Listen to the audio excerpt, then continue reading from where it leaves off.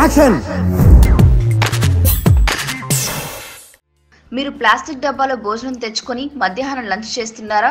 ఒకసారి మీ జుట్టు చూసుకోండి.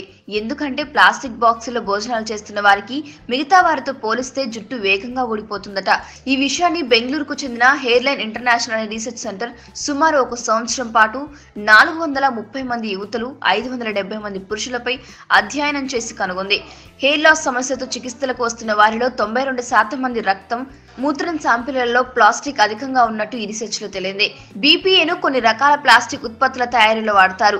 ఈ అధ్యయనంలో భాగంగా 20 నుంచి 45 సంవత్సరాల మధ్య ఉన్న ఉద్యోగులను ఎంచుకొని ప్లాస్టిక్ బాక్సుల్లో ఆహారాన్ని తెచ్చుకొని తినేవారిపై పరిశోధనలు చేశారు.